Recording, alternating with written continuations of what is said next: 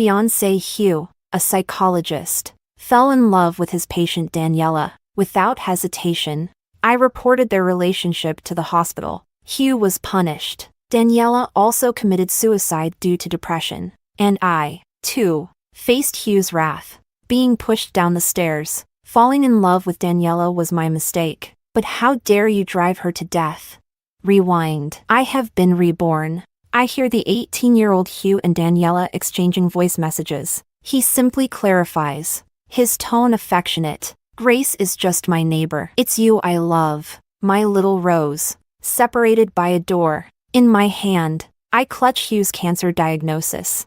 The paper crumpled. Chapter 1. Hugh and I grew up together. Our families were close. The adults often joked about arranging a childhood engagement. Almost everyone assumed we were a couple, just waiting for the right moment to make it official. During the winter break of our senior year, both Hugh and I had medical checkups. I was healthy, with all indicators normal. Hugh, however, was diagnosed with early-stage leukemia during this checkup. The moment I received the report, I went to Hugh's house and we looked at the report together. Thanks to timely treatment, the cancer cells in Hugh's body didn't spread, and he was cured within a year. In my previous life, I missed the college entrance exams that year to stay with him during his chemotherapy. After repeating a year, I still didn't get into my dream university and major. After Hugh recovered, he excelled in the exams. He unexpectedly got into the most prestigious medical school. After graduation, he even became a sought-after psychologist. This time, I won't sacrifice my future and youth to help a scumbag grow. I placed the medical report on the entrance cabinet at the Sun family's house. I also returned the key to their home. Mr. Sun was always busy with business, leaving early and returning late. Mrs. Sun loved socializing and playing cards. She wouldn't stop until she had her fill. As for when they would see that medical report, who knows? Chapter 2. Back home, I watched as my parents, who looked much younger, were excitedly discussing something. It really felt like a lifetime had passed. When my dad saw me come home, he told me that the family was planning to buy a new house. The house we lived in was allocated by the company years ago. By the time I was in my senior year of high school, 3 generations had already lived there. In my past life, my parents had finally saved enough for a down payment on a house. But because I didn't want to abandon Hugh when he was seriously ill, and when the Sun family couldn't afford Hugh's medical expenses, I even asked my parents to take part of the down payment to help the Sun family. This time, I sincerely smiled and responded enthusiastically at the dinner table. Sure. Are you thinking about the development in the south of the city? My parents exchanged a glance. They had been considering several developments, and the one in the south of the city was their favorite. We lived in the east of the city, with my school and my parents' workplaces all in the city center. Commuting to school and work wouldn't be affected. But, my mom asked concernedly, will it affect your studies? I smiled gently. Mom, in the second half of my senior year, I can stay in the school dorms. But, my mom's gaze paused. But it will be hard for me to help you move. After I said that, my mom obviously breathed a sigh of relief. After dinner, I went back to my room to review my homework. In reality, I was listening closely to my parents' conversation in the other room. My dad was washing dishes while talking to my mom. Kids are unpredictable. How can they be so sure? Today, you sounded her out. And didn't she say it wouldn't affect her? My mom, still uneasy, said, let's hope so. Moving far away, will Grace really be willing to leave Hugh? My dad was more optimistic. Grace has always prioritized her studies. Don't worry, she has her own mind. Chapter 3. In my past life, after I started dating Hugh, my mom was always skeptical about our relationship. I asked her why. You always give so much, and Hugh has gotten used to your giving. This kind of relationship is actually unstable. Once, at that time, my mom didn't finish, but I interrupted her. Back then, Hugh was all I could think about. I just thought, with our feelings for each other over so many years, how could it possibly be unstable? Until the day Hugh missed our wedding dress appointment, and I went to the hospital to find him. I saw him holding Daniela on the desk. the two of them passionately kissing. Heh, there's really nothing in this world that's so stable it can't be broken. I secretly took a photo through the crack in the door. Then I sent it to all the hospital leaders' emails. If Hugh had cheated with someone else, maybe I wouldn't have been so angry and crazy, insisting that they both be ruined. But he cheated with Daniela. In my past life, Daniela was the poor transfer student Hugh inexplicably fell in love with during his senior year of high school. For her, Hugh bore the stigma of early romance. His grades plummeted. He skipped classes, got into fights, and even got suspended. He violated every taboo a student could. But Daniela, she messed up Hugh's youth, nearly ruining his future. After Hugh was diagnosed with cancer, she immediately cut ties with him. I even helped Hugh, who was battling cancer, to find her later on. But the Daniela I found was completely different from the gentle, resilient girl she pretended to be. She had affairs with many rich second-generation heirs. I looked at Hugh, struggling to survive in his hospital bed, and I couldn't bring myself to tell him the truth. Years later, when Hugh and I were about to get married, they ended up together again. My many years of love with Hugh, like a child I had painstakingly raised, drowned in that so-called river of time. My heart ached as if it were bleeding. So, I wanted them to hurt even more than I did. But after everything was exposed, I didn't get to see Hugh come to me with repentance and apologies. Daniela died. It was completely unexpected. I had no idea her depression was real. I thought it was just a trick to gain sympathy and get back with Hugh. Just like in high school, when she pretended to be a pitiful poor student but could still get into a Cayenne parked around the corner. She was too good at those things. Hugh, however, blamed everything on me. He fought with me. Falling in love with Daniela was my fault. But why did you have to kill her? I retorted without backing down. Did I really kill her? Why don't you say it's because you're a lousy doctor who couldn't cure her? Hugh, you're the one with no medical ethics. Treating depression. Did you have to treat it in bed?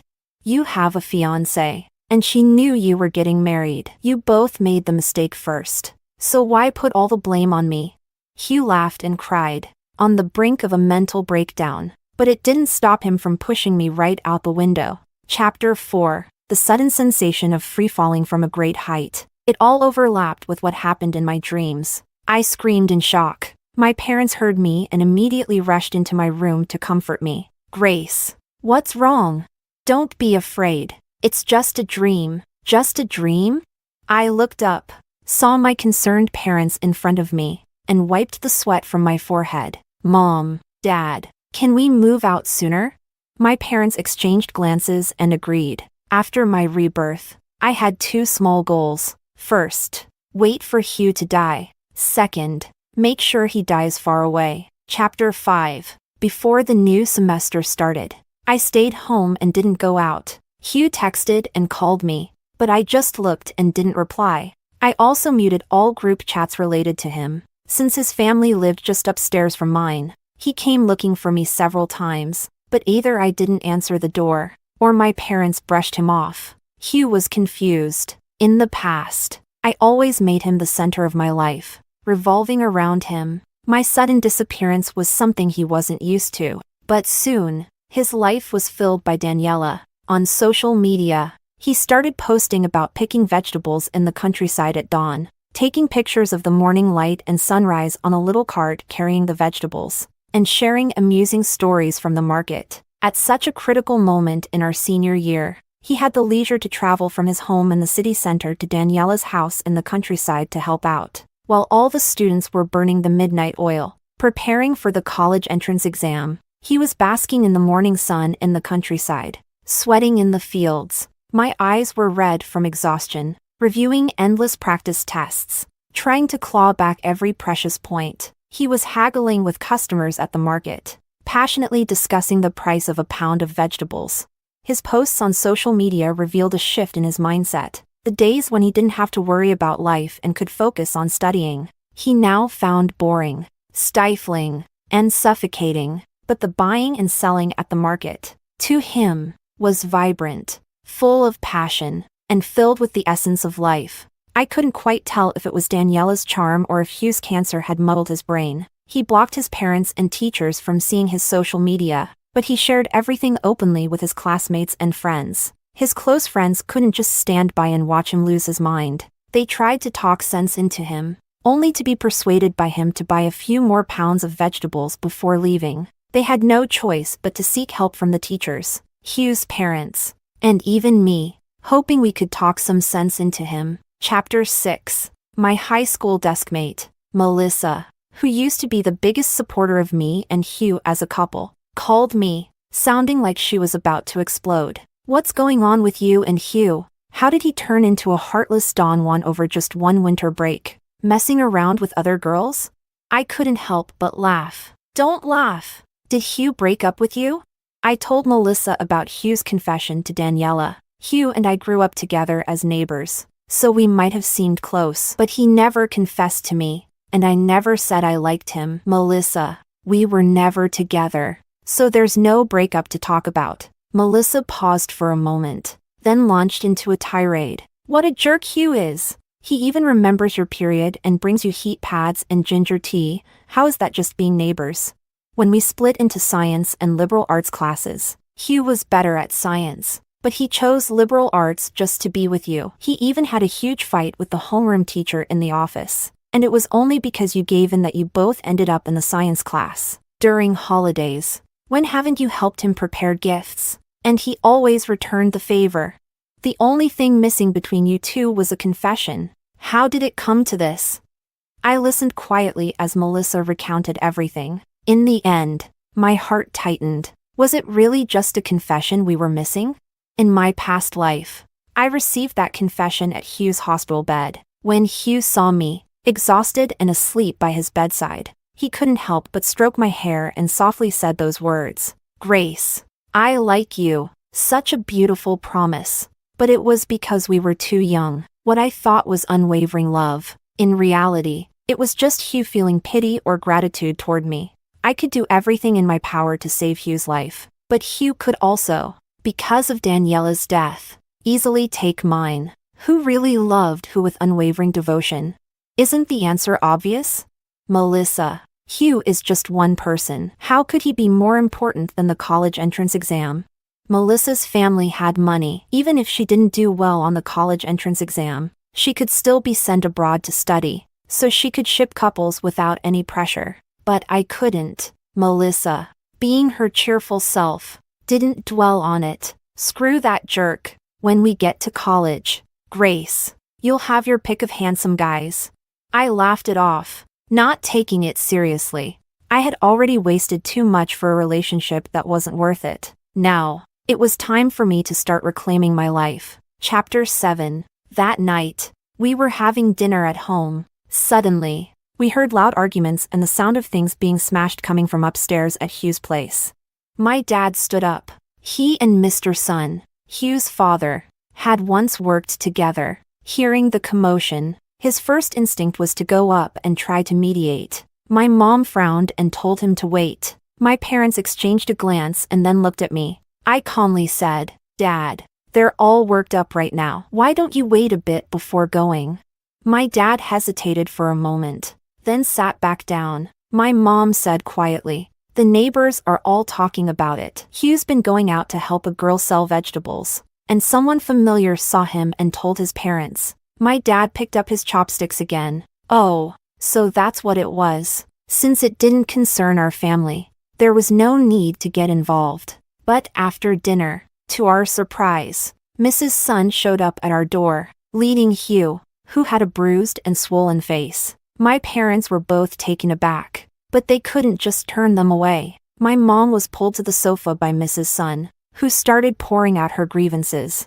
At first, we thought she just needed to vent, but then Mrs. Sun pointed at Hugh, who was standing stiffly in the living room, and scolded. "This child has always been close with your Grace. It's all that vegetable-selling girl's fault for stirring things up, making him neglect his studies at such a critical time in his senior year to go help her in the countryside. Our families have been close for so many years. I only acknowledge Grace, and I won't let that vegetable girl ruin Hugh's future.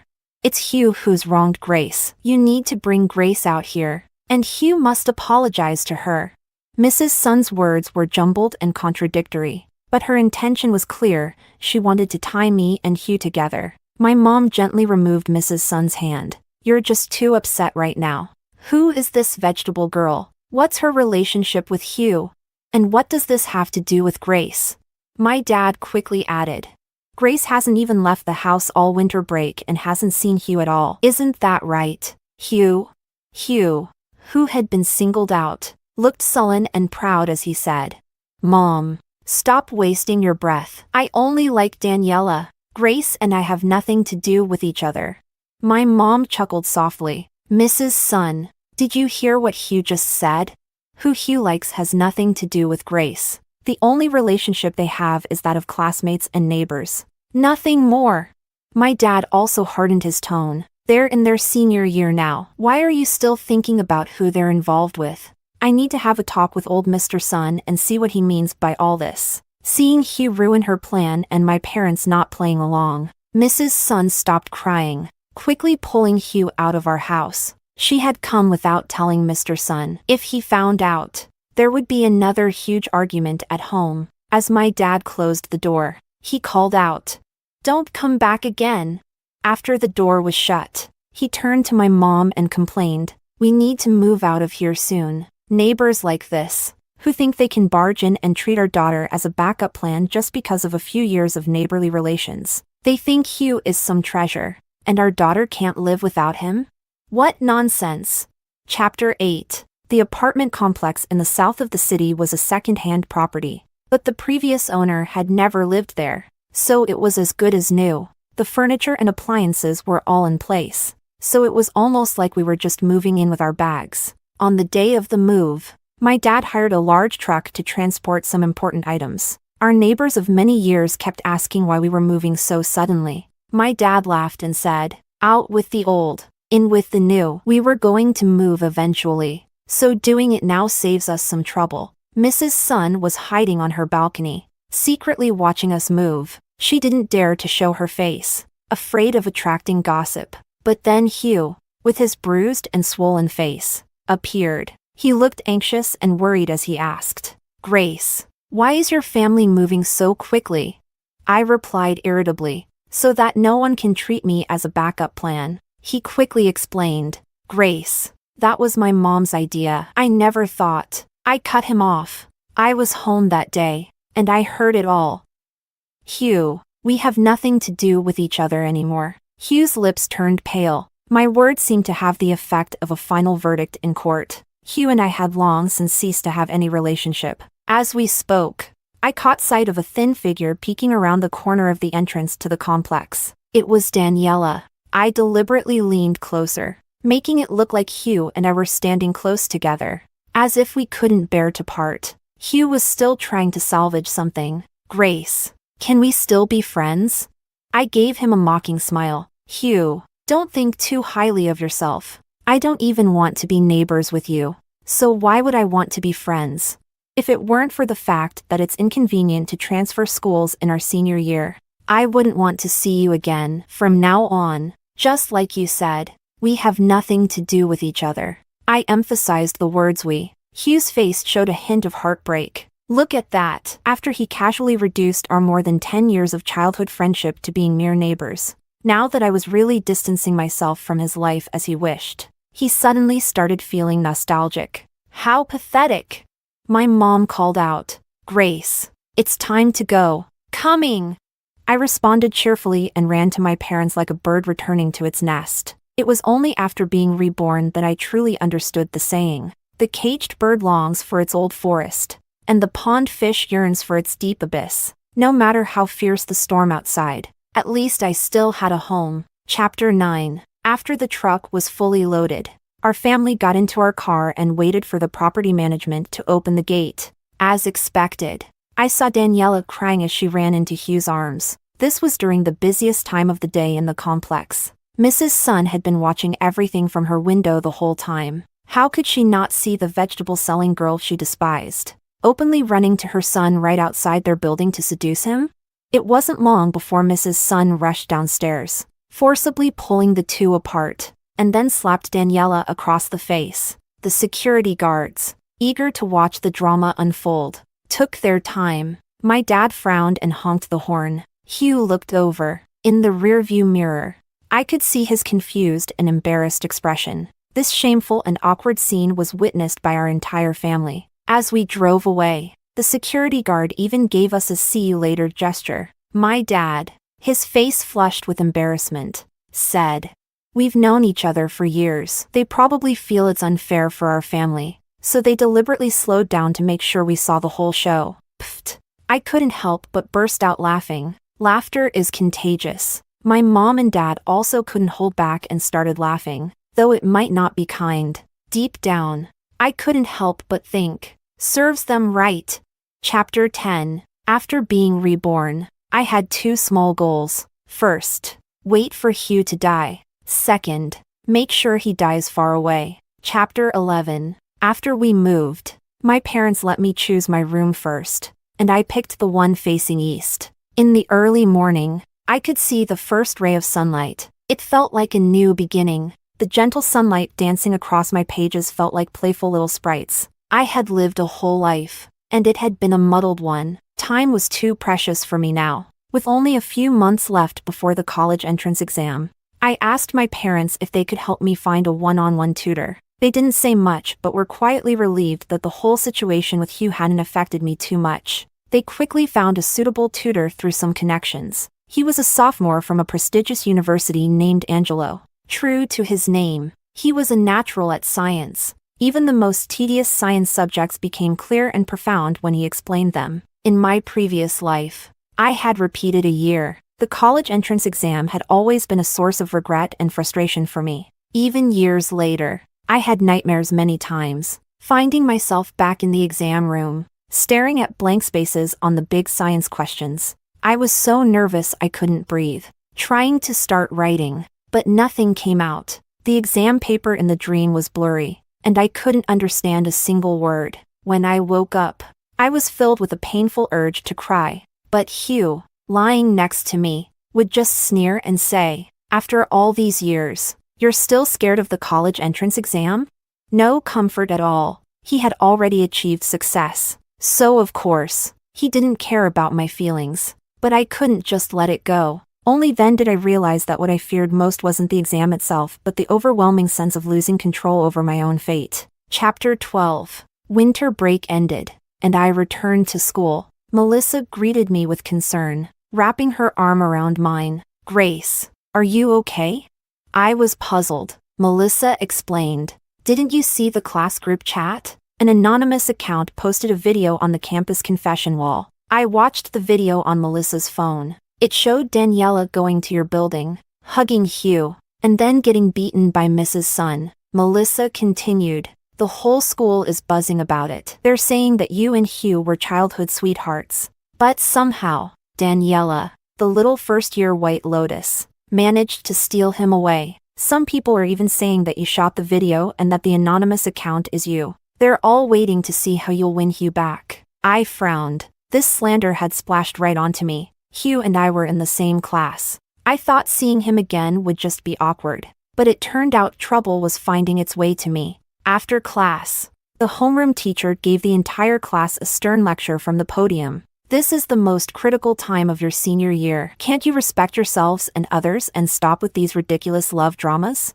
I raised my hand and requested to change seats. The teacher glared at me for a moment, then turned his glare toward Hugh, who sat in front of me. In the end, he moved both of us to the farthest corners of the classroom, almost as if he were exiling us to the edges of the world. Our grades had always been in the top 10 of the class, and sometimes Hugh even topped the entire grade in a single subject. The homeroom teacher might tolerate someone ruining their own future, but he wouldn't allow it to affect other students. I told my dad about the situation, and he immediately brought the neighborhood surveillance footage to the homeroom teacher. The footage showed that our family was busy moving out and leaving the neighborhood. As for Daniela running to Hugh and getting slapped by Mrs. Sun, our car had already left the neighborhood by then. Comparing the video's angle and timeline, it was impossible for me to have shot that video. My dad also repeatedly assured the teacher that I had only been Hugh's neighbor for many years. If certain people don't respect themselves, why should my daughter be dragged down with them? It's senior year. If this affects my daughter's emotions, how will she prepare for the college entrance exam? Hearing how angry my dad was, the homeroom teacher felt ashamed and promised to clear up the situation for me. Chapter 13. The video on the confession wall was quickly taken down. Daniela's homeroom teacher in the first year called her parents to the school, knowing they were in the wrong. Her parents chose to discipline her publicly by dragging her forward and slapping her hard across the face. Coincidentally, Hugh, who had also been called in that day, witnessed the scene and immediately rushed over to confront Daniela's father. It was during a class break, and many teachers and students on different floors of the hallway witnessed the dramatic scene. Even Melissa couldn't resist running out to watch. As for me, I put on my headphones, blocking out the drama from my world. An ambulance arrived at the school. During the scuffle with Daniela's father, Hugh was pushed on the head, which caused him to collapse and start bleeding profusely from his nose. Many people were frightened. When he was taken to the hospital, the doctors conducted several tests before solemnly informing Mr. and Mrs. Sun about Hugh's condition. Mr. and Mrs. Sun were stunned. Just a few days ago, their son was fine after getting beaten up. How could a simple push reveal that he had leukemia? The news spread through the school, making many people feel like they were living in a real-life version of a tragic youth novel. The male and female protagonists, coming from vastly different backgrounds, were cruelly kept apart by the people around them, yet they still loved each other recklessly, defying their parents and throwing away their chances at the college entrance exam. Now, with Hugh diagnosed with cancer, this youthful romance gained an additional layer of tragic and touching emotion. Even Melissa was getting frustrated. Seriously, just a few days ago, Hugh was betraying you, and Daniela was taking over. How did it turn into a tragic love story? I smiled and ruffled Melissa's hair. Focus on your studies. This kind of storyline is so over the top that even soap operas would reject it. Why waste time on it? Melissa sighed in frustration. Right. Even reading books is better than watching those jerks. Heh. This story no longer needs me as the lovesick and malicious supporting character. Life is far more ruthless than any fictional villain. They'll learn that soon enough. Chapter 14. Due to his illness, Hugh couldn't come to school. It was clear that he wouldn't be able to take the college entrance exam this year either. Many of our classmates felt sorry for him and organized themselves into groups to visit him. But I didn't. Since he was in the early stages of treatment, Hugh sat on his hospital bed, holding Daniela's hand, smiling brightly. You should all envy me. I've found something more precious than life itself, true love. This line became something of a classic. Some friends who knew both Hugh and me would cautiously ask if I really didn't want to visit him. I would always raise the book or exam paper in my hand. There are more important things than visiting a patient. At that, they couldn't really argue. After all, they had as much to read and as many papers to fill out as I did. Heartless? Cold? Hugh and I had been ambiguously close for so many years, and many people thought we were a couple. Hugh never clarified. Later, when Daniela entered Hugh's life, he suddenly became eager to explain. Who am I to Hugh? Was I his to summon at will and dismiss as he pleased? He made mistakes and got sick, but that didn't mean he should drag me down with him. Some people would gossip behind my back, but if Melissa overheard, she would always fiercely defend me. Didn't Hugh say he found something more precious than life itself, love? If they're so great together, why are you talking about Grace? Unintentionally, I had purified her from being a fan of our supposed couple. As time passed, people stopped paying attention to me. Those who were interested in the situation were more focused on watching what Daniela would do. Chapter 15. At first, Daniela, who had become the center of the gossip, often took leave or came to school late. There was no need to ask why. Whenever someone did, she would tearfully mumble, Hugh is in the hospital. I need to go see him. When Melissa heard about it, she couldn't help but roll her eyes. Didn't they say it was in the early stages? Why does she act like he's on his deathbed? Her words were harsh, but I enjoyed hearing them. Still, I wouldn't let her dwell on it. I would just hand her more exam papers to practice with. Melissa, who had been at the bottom of the class throughout high school, suddenly saw her scores jump by over 100 points in the most recent exam. When she got her paper back, Her expression was as incredulous as our homeroom teacher's. She couldn't help but shout in excitement. "Grace, are these scores real? Did I really get this? This is the first time in my life I've scored so high without cheating." The homeroom teacher didn't even mention the possibility of her cheating. Given Melissa's personality and background, cheating was unnecessary for her. The teacher smiled at the whole class and said, "See? Until the very last moment before the college entrance exam, anything is possible. Keep working hard, boys and girls." Exactly. Who says that youth is only meaningful if it involves love? Studying and exams can be just as exhilarating. The whole class burst into laughter. Everyone felt a surge of motivation and a sense of achievement. Melissa became obsessed with studying. Once she set her mind to it, she only slept 3 hours a day. She stopped wearing colored contacts, stopped applying eyeliner, and only washed her face with water. Even if staying up late caused her to break out, she didn't care. She told me, "Now I understand how good it feels to be fulfilled. It's like if I work hard enough, I can really grasp something." A pang of emotion hit me, and I smiled softly. That feeling of grasping your own destiny, it was an opportunity one lost in my past life. Chapter 16. Half a semester had passed, and Daniela had skipped so many classes that it was becoming a serious issue. The school could sympathize with Hugh's illness, but they couldn't continue to tolerate Hugh and Daniela's early romance. It was severely damaging the school's reputation. They advised Daniela's parents that it might be best for her to take a leave of absence. Daniela's parents had limited means, and it wasn't easy for them to support their child's education. In the end, their daughter wasn't attending school and was instead serving as a free nurse at someone's bedside. They were heartbroken. What hurt them the most was the attitude of Mr. and Mrs. Sun. Even though it was their daughter who had sacrificed her education for Hugh, the Sun family looked down on them as if they were trying to take advantage of the situation. In this environment, could Hugh and Daniela's relationship remain unshaken? The whole world wasn't going to make way for their dramatic love story. While I was working hard for my future, I waited to see the inevitable dead end their love would reach. But one day, during a break, Daniela came to find me. She wanted to ask me to visit Hugh in the hospital. Chapter 17. I'm not a doctor. I can't cure his cancer. What good would it do if I went? You are his love, more precious to him than life itself. If I go, would it be to comfort him with the years of neighborly affection? Or why don't you tell me what you expect me to say or do when I go that would make him as satisfied as you are? Daniela couldn't say a word. Her eyes reddened as if she had been grievously wronged by me. This trick worked wonders in front of Hugh. She didn't have to do anything, and she would win. But now she was standing at the doorway of the senior class, as the center of all the gossip. Her presence at the door seemed almost like a challenge. Melissa pushed through the crowd of onlookers and shouted, "What are you all looking at? Watching her isn't as good as studying and doing your work." Our homeroom teacher, who was following behind, frowned and gave Daniela a stern look. "You're a first-year student, right? What brings you to the senior class?" Daniela timidly replied, "I came to see Grace." The homeroom teacher gave a half-smile. "You're Hugh's little girlfriend, right? Shouldn't you be at the hospital with Hugh at a time like this?"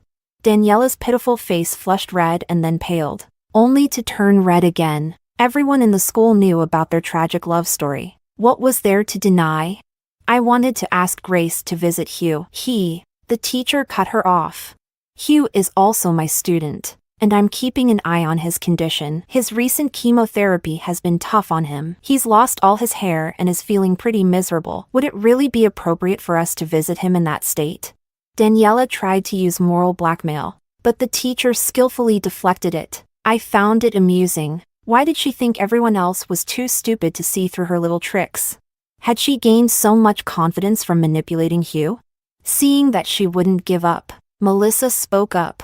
"Teacher, why don't we go as student representatives to visit Hugh this afternoon?" For some reason, the teacher immediately agreed. Daniela's eyes widened in shock. Clearly, this wasn't the outcome she had expected. Most people just wanted to watch the drama unfold. Hey, my life isn't a play for others' entertainment. They can watch all they want, but I can also choose not to perform. But since Daniela loves to act so much, I'll let her act to her heart's content. Chapter 18. Hugh's condition was indeed not good. His eyes were sunken with dark circles, his cheeks hollow, and he was so thin that he barely looked human, a moving skeleton. Really, when Melissa saw him, she looked like she had seen a ghost. This was a sight I had seen in my previous life. Back then, my heart had nearly shattered from the pain. I had turned away, unable to hold back my tears. Now, Hugh lay in bed, wearing a wool hat that covered what little hair he had left, lifelessly staring at the ceiling. His illness caused bouts of dizziness and vomiting. Mrs. Sun was cleaning up his vomit. The entire room was filled with a nauseating smell. Melissa couldn't take it anymore and rushed to the bathroom. Hearing the sound, Mrs. Sun, without turning around, began to scold. "Daniela, you little brat. Where are you running off to?" When the homeroom teacher and I looked around, Daniela was already gone. Mrs. Sun froze in place, especially after she saw me. Her movements became even more awkward and unsure. "Grace, it's you." Hugh heard my name and struggled to sit up. Mrs. Sun tried to help him, but he pushed her away. He insisted on sitting up without a word. When he saw me, he forced a smile onto his pale face. He was acting too, acting like a normal Hugh. He was such a proud person. How could he possibly want to see me in such a state, letting his dignity be trampled? I heard Mrs. Sun sniffle, and then I spoke to him. "Hugh, how are you doing? It was Daniela who asked us to come see you, hoping to give you some encouragement. We're about to take the college entrance exam. I really hope you get better and join us in crossing that bridge together." Even the simplest words of encouragement were bitterly ironic to Hugh in his current state. The homeroom teacher and Mrs. Sun stepped aside to talk. A storm of emotions swirled in Hugh's eyes. "Daniela asked you to come." "Yes. She said you wanted to see your teachers and classmates." I had to let him know about Daniela's thoughtful little arrangement. Hugh suddenly shoved the barrier in front of him away and collapsed back onto the bed, his body convulsing uncontrollably. The homeroom teacher quickly called for the doctors and nurses. Through the hospital room door, Mrs. Sun's sobs were heartbreaking, and the teacher let out a deep sigh. I gently patted Mrs. Sun's shoulder and handed her a pack of tissues. "Mrs. Sun, Hugh is so strong. He'll get through this for Daniela." Mrs. Sun looked up at me with a completely devastated expression. Chapter 19. Daniela and Hugh broke up. Chapter 20. It was, after all, a simple matter, just like their love, which had started without any real reason. It ended just as quickly. Daniela could no longer see any sign of love in the care she was providing. She was, after all, still a student, but she had to keep taking leave from school, caring for Hugh in the hospital like a nanny. During that time, she had to endure Mrs. Sun's constant scolding, her own parents' complaints, and the criticism of teachers and classmates at school. She couldn't take it anymore. "It's not like I gave you leukemia, so why does everyone act like it's my fault?" Hugh looked at her as if she were a stranger. "Then why did you make Grace come see me?" Daniela froze for a moment, then stiffened her neck and said, "You've known Grace since you were kids. How could I not know that you have feelings for her too?" Hugh was taken aback. After so many years of being together, he did feel differently about me. But ever since Daniela had appeared, he had been drawn to her. Daniela was like a wild rose growing in the wilderness, vibrant and full of life. Unlike me, who was always focused on studying, her poverty didn't diminish her. Instead, it highlighted her genuine nature. The first time they met was when a child fell in front of a wealthy person's car on the street. Daniela rushed forward to protect the child, arguing passionately with the rich man. At that moment, Daniela was brave and resilient, shining brightly. That was when Hugh fell for her. That's why he fell in love with Daniela. He was even willing to fight against his family, argue with his parents. For her. Why couldn't Daniela be as steadfast in her love as he was? Why, after just a few months, was she saying she was tired? "Daniela, even if you pity me, you shouldn't be saying this to me now." Daniela cut him off. "I've pitied you enough. Why should I pity you anymore? I'm not Grace." Chapter 21. To continue her studies and reduce the impact of rumors on her, Daniela transferred to another city. Her parents, who had originally come to the city to work, didn't see much difference in moving to another place. Daniela's family didn't even leave a word for Mr. and Mrs. Sun. When they went to look for Daniela, her homeroom teacher simply relayed that Daniela had broken up with Hugh and asked them not to disturb her anymore. Mr. and Mrs. Sun were furious. But what grounds did they have to blame Daniela? When you really look at it, this early romance seemed more like Hugh had delayed Daniela's future. Even Daniela's homeroom teacher and others felt the same. The once grand and dramatic tragic love story ended up being nothing more than a fleeting storm that passed after a few months. The students and teachers at school were busy with their own lives. When they heard about it, they just smiled and moved on. My parents heard about it too. After a bit of sighing and lamenting behind my back, they didn't say much more. Heh, in the face of life and death, what can a mere few months of early romance withstand? I was foolish in my past life, thinking that because Hugh and I were childhood friends for over 10 years, I couldn't abandon him. I stayed by Hugh's side through life and death. But in the end, as soon as Daniela appeared, all those feelings turned to ashes. It's true, those who are favored are always fearless. I had cared for a gravely ill Hugh, and the process was exhausting, both physically and mentally. So, I knew early on that a girl like Daniela, who was only in her teens, wouldn't be able to handle it. But I still wanted to see their love shattered by reality, and I wanted to see Hugh in his miserable state, clinging to life. Chapter 22. Hugh didn't disappoint me. As expected, he plunged into memories of Daniela. Mr. and Mrs. Sun had to put in a lot of effort to rekindle his will to live and push him to continue treatment. I stopped paying attention to Hugh and Daniela's situation. With Angelo's help, my grades in science steadily improved,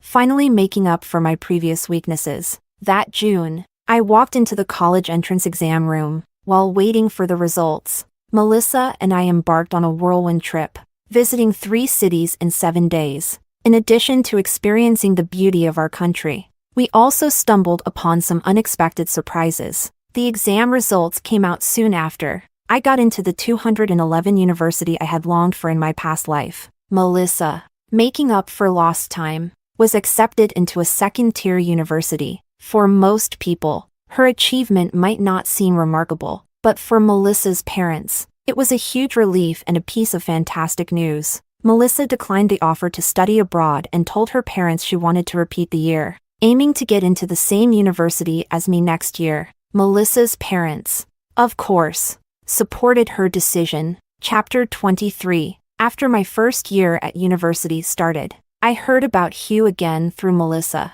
He's recovered and has come back to repeat his senior year. But whether it's due to the chemotherapy or the heartbreak, his grades have really plummeted. Oh, really? Melissa noticed my lack of interest and decided to switch topics to something more intriguing. So, how are things with Angelo? I chuckled as Angelo, who was across the street, was already buying me a milk tea. He's still pursuing me. A teacher-student romance with an older guy. Ooh, how taboo and exciting. Melissa had always been a fan of shipping me with someone, and Angelo was no exception. Angelo's university was in the same city as mine. Not long after I started my first year, he began visiting me frequently, taking me out to explore this ancient city, rich with history and culture. Having lived 2 lives, although not long ones, I could easily read the subtle signs of affection between adults. Angelo had a clean, neat haircut. He was tall, handsome, and incredibly considerate, but he had a habit of treating me like a child, occasionally tapping me on the forehead. When he confessed his feelings to me, I took a long time to figure out when exactly he had started liking me. Angelo took my hand as we walked down the tree-lined campus path,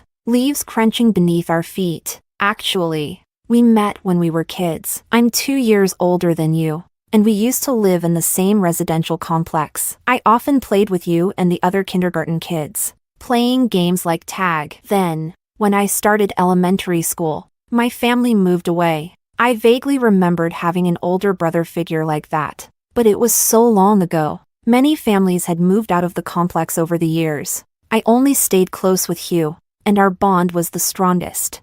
I've always known about you, and when I heard your family was looking for a tutor, I volunteered. But you didn't recognize me and kept calling me teacher all the time. I laughed. No wonder you kept insisting I call you brother. Angelo took the opportunity to hug me, patting my hand as he said, "That way. We're not too far apart in age, and we can even count as childhood sweethearts." Childhood sweethearts? Yes. Who wouldn't count as childhood sweethearts at this point? Chapter 24. During the New Year's break in my first year of university, Angelo came to visit my family. My parents welcomed him with smiles, exchanging glances filled with satisfaction that needed no words. I asked Angelo why he was here. Angelo scratched his head. "To pay New Year's greetings, and to see you." I couldn't help but smile. Angelo then added, "There's also something I wanted to discuss with your parents." "What's that?"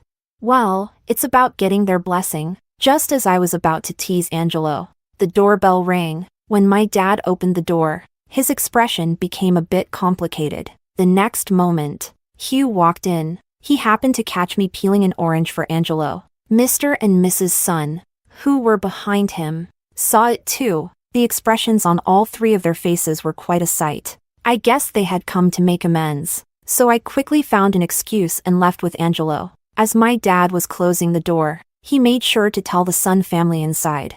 "Angelo is Grace's boyfriend. He came to see us for the new year." Angelo walked ahead of me, and I wasn't sure if he heard that or not. During the new year, most places were crowded, so Angelo and I went to Melissa's villa instead. Melissa had the whole floor to herself, even with more guests in the house. She wasn't one to entertain them. She'd hide upstairs, claiming to study, and no one dared to disturb her. She kept glancing at Angelo, her eyes curving into crescent moons with her smile. "So you're actually Mr. Jiang, the teacher." After just a few words, Angelo excused himself to the balcony for some fresh air.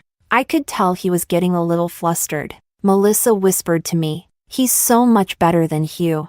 I told her about Hugh and his family visiting my house. Melissa scoffed. "Back when he lost interest in you, he said you were just neighbors. Now that you're not even neighbors anymore, what's he doing at your place?" I didn't care what he wanted. Hugh had only been able to hurt me because I liked him. Now, I'm still hoping he dies. Unfortunately, it seems the illness didn't finish the job. Melissa continued. "Hugh's been acting weird since he came back. He can't keep up with his studies, and now he wants to go into business with his dad. The homeroom teacher has tried to talk him out of it several times. With his foundation, he still has a good chance of getting into a top university." An idea suddenly formed in my mind, and it wasn't long before it was confirmed. Chapter 25. After Angelo dropped me off at home, I unexpectedly ran into Hugh in the hallway. Hugh stared at me intently. "Grace, you're back too, aren't you?" Hugh had really come back. That look in his eyes was both familiar and strange. It was like the desperate longing of a traveler in the desert, hoping to see an oasis. I steadied myself. "This is my home. What's wrong with me coming back?" Hugh let out a wistful laugh. "Grace, I've studied micro-expressions. You can't lie to me. We know each other too well." Hugh grabbed my arm. "Grace, I remember everything. In this life, Daniela actually abandoned me. She was ungrateful, and I've already paid for it. But Grace, the one I can't let go of the most is you." I was terrified. How could I not be?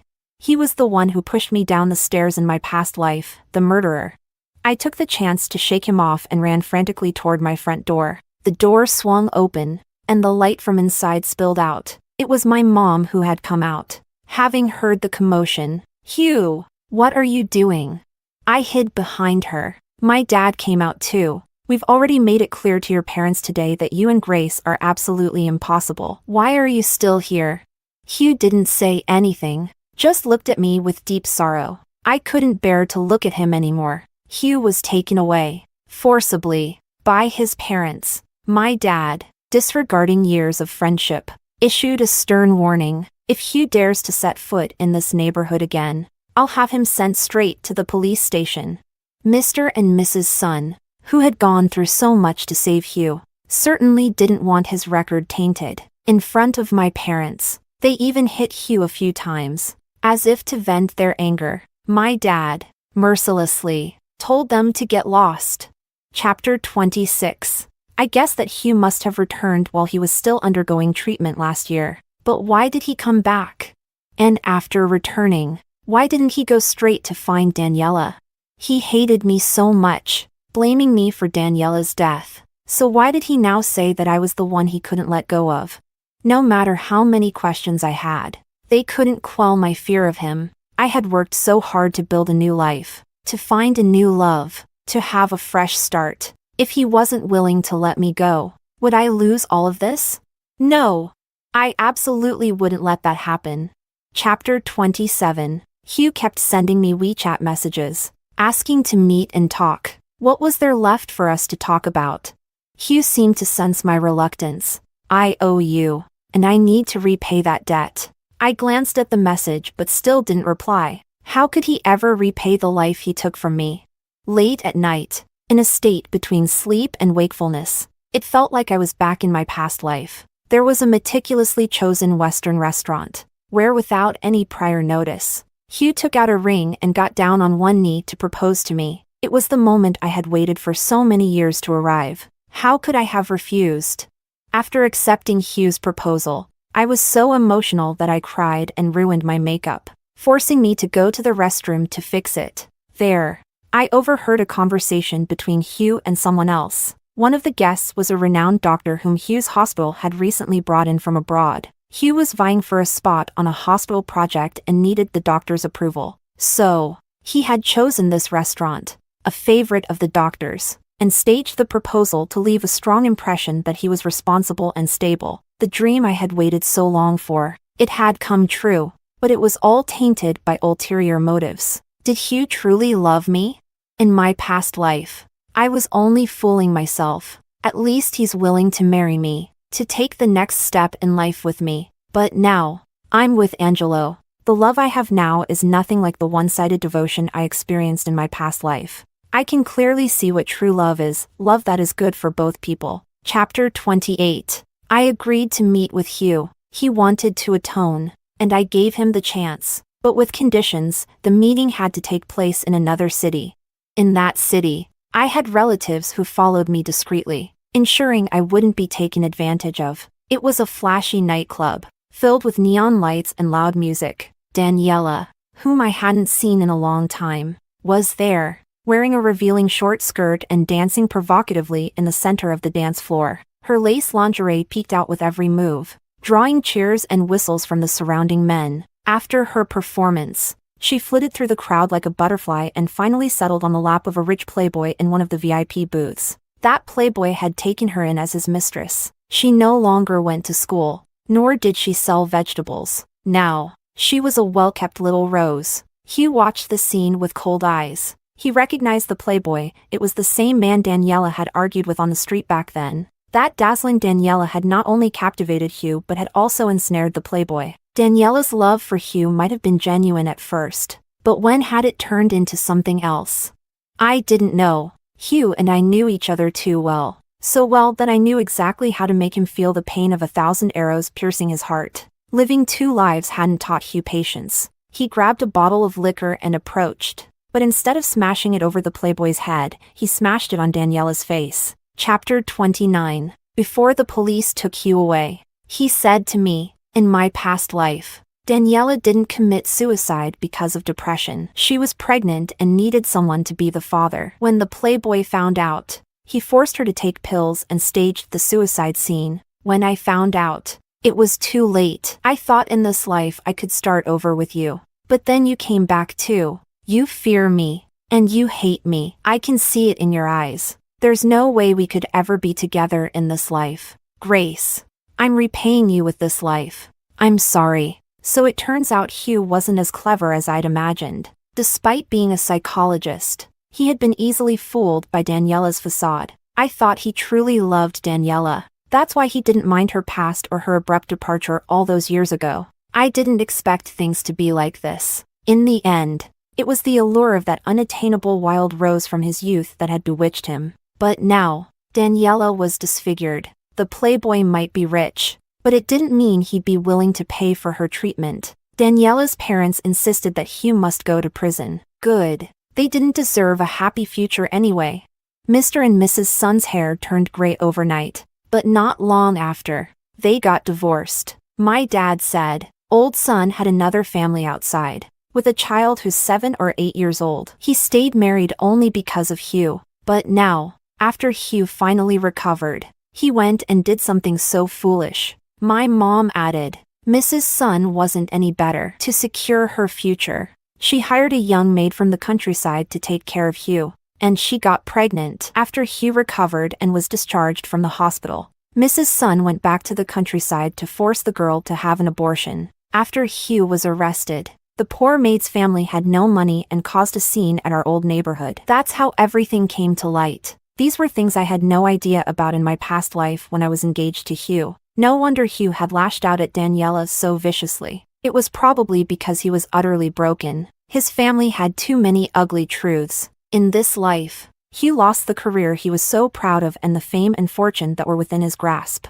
Not only did he relapse into a serious illness, but he also had to face the absurd mess his family had become. How did he survive his cancer treatment? Was it the child the maid was carrying that kept him going? No matter how many reasons or excuses he had, they couldn't hide the fact that Hugh was a vile person. In this life, with me and Daniela no longer at his bedside, he found someone else to take our place, a maid. Each one of us was just a tool for him.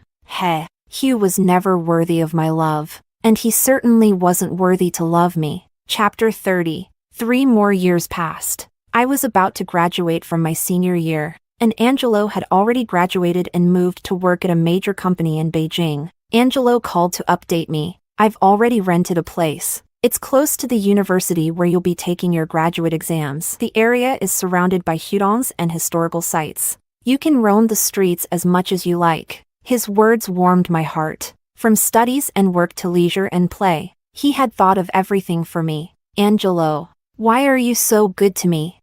Angelo chuckled softly. Aren't you good to me too? Every year, you get me new scarves and gloves. Even Melissa said. Compared to before, when it was like throwing a meat bun to a dog, Angelo really loves you a lot. She then added, with a hint of jealousy. My boyfriend can't even do that. Oh, Grace. I want new scarves and gloves too. Needing some materials for my graduate exams, I went back home. It was then that I learned from my parents about Hugh. He had died. The leukemia had relapsed. This time, not even his closest relatives were by his side. I had been reborn and welcomed a brand new life. Hugh had been reborn only to face a second, then a third round of chemotherapy. With no achievements to his name, betrayed by his true love, abandoned by his parents. Chapter 31. Hugh left behind a letter, which took more than half a year to find its way from his mother's hands to my home. My parents thought that people often speak kindly when they're close to death. I glanced at the envelope and noticed it had been opened and resealed. As if many others had read it before it reached me. A second-hand farewell letter. It was cheap. Chapter 32. After my rebirth, I had 2 simple goals. 1. Wait for Hugh to die. 2. Make sure he dies far away from me. After so many years, this outcome could finally be called a happy ending. Outside the car window, the sun was shining brightly. Birds were singing, and the flowers were in full bloom. In this life, I have my family, dear friends, and a true love. I can look forward to the next chapter of life with them, moving toward a brighter future.